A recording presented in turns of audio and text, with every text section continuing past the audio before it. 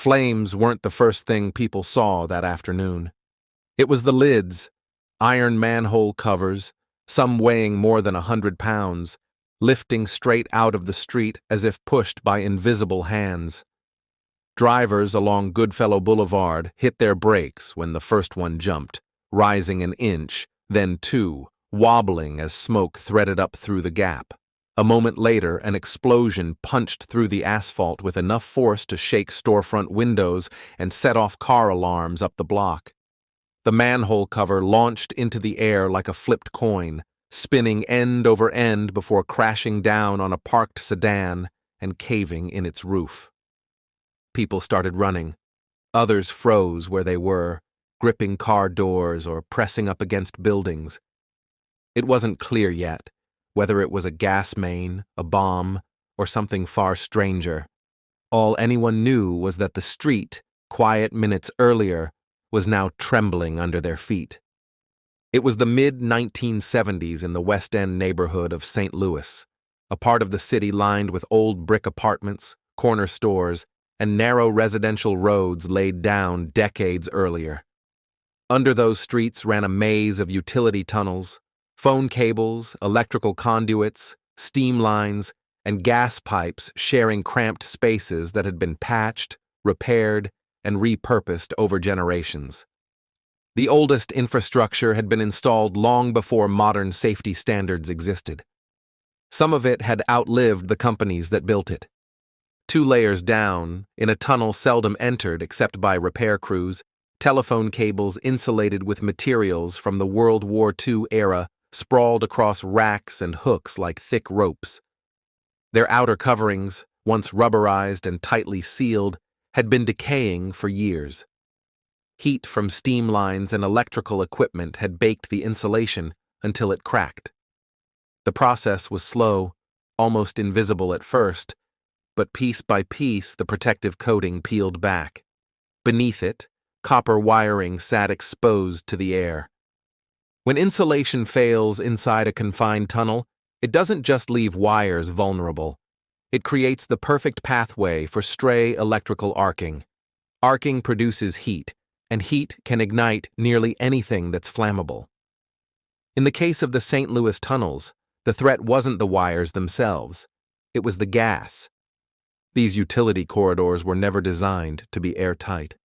Small leaks from nearby buildings, cracks in old gas mains, or even fumes drifting in from surface grates could settle inside. Natural gas is lighter than air, but in underground passages with poor ventilation, it can accumulate in pockets and travel farther than anyone expects. The right concentration, mixed just so with oxygen, can turn a harmless tunnel into an explosive chamber waiting only for a spark. On the day the first explosion hit Goodfellow Boulevard, crews responded thinking it was an isolated event. Firefighters cordoned off the road. Utility workers descended ladders into the tunnels, flashlights sweeping over old brick, rusted brackets, and cables hanging in loose clusters. They could smell it almost immediately, a faint, sweet chemical odor mixed with burnt insulation. The air felt warm, too warm for a space with no active heating. Their gas detectors confirmed what the smell already suggested. Pockets of natural gas were everywhere. They ordered the public back. Police expanded the perimeter, but the tunnels didn't respect boundaries on city maps. Half an hour after the first detonation, a second manhole blew several blocks away. The cover erupted upward with a roar that echoed between brick buildings. A bus driver slammed on his brakes as flames shot from the opening, black smoke rising fast enough to leave a soot trail up the side of a laundromat. Passengers inside the bus crouched below the windows, shielding their heads. People in the neighborhood spilled out onto porches, staring down the street toward the column of smoke. Before emergency crews could reroute traffic, a third explosion tore through a manhole near Page Boulevard. This one sent a fireball several feet into the air, scattering debris across the intersection. The sound reverberated through the pavement like the strike of a giant hammer.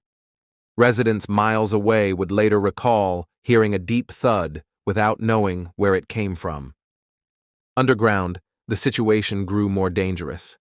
Each explosion displaced air inside the tunnels, pushing gas down branching tunnels and into new pockets. Heat from burning cable insulation spread along routes no one above ground could see. It was a chain reaction where every blast increased the risk of another. Fire crews attempted to ventilate the system by opening adjacent manholes, but the structure of the old tunnels worked against them.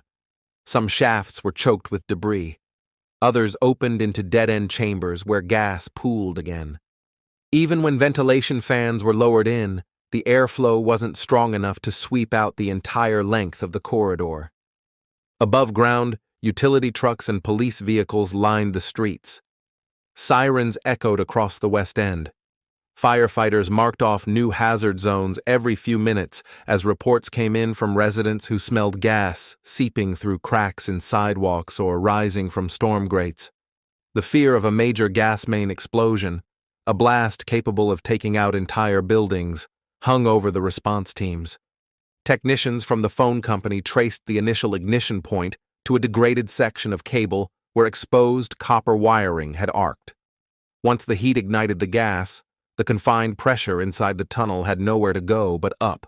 As the gas moved, it carried the fire with it, igniting other pockets in a series of rolling explosions. City officials warned residents to stay indoors or move away from the affected blocks. But in a dense urban neighborhood, no one was truly out of risk. Gas could surface far from the original leak. Phone service went down across parts of the city as technicians cut power to the damaged lines. Some businesses closed for the day, others stayed open but kept customers away from the windows. As night fell, the air in the West End turned cold, and the wind shifted just enough to blow smoke down the streets. Floodlights illuminated open manholes where crews worked in shifts, lowering detection equipment, taking air samples, and mapping where the gas concentrations were highest.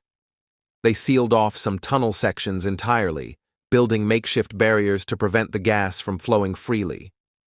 The explosions continued sporadically into the evening. None reached the scale of a full gas main rupture, but each carried enough force to throw debris and shake nearby buildings. In total, more than a dozen manholes blew during the incident.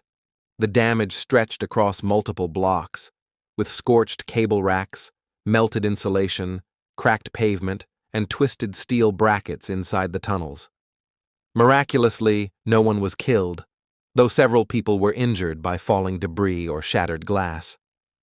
By early morning, after nearly 20 hours of non-stop work, crews finally contained the gas flow. They flushed the tunnels with fresh air and shut down the compromised cable lines. But the event forced the city to confront a problem that had been ignored for decades: aging underground infrastructure that was never built for the heat, pressure, and demands of the modern electrical and communications grid. In the months that followed, crews replaced entire stretches of cable, installed ventilation improvements, and upgraded insulation materials. But the memory of that day stayed with the neighborhood. The sight of iron lids lifting before anyone heard the blast, the shock waves rolling underfoot, and the realization that danger can hide beneath the most ordinary streets. Thank you for listening to Road to Ruins. Subscribe for more true stories where systems fail and people pay the price.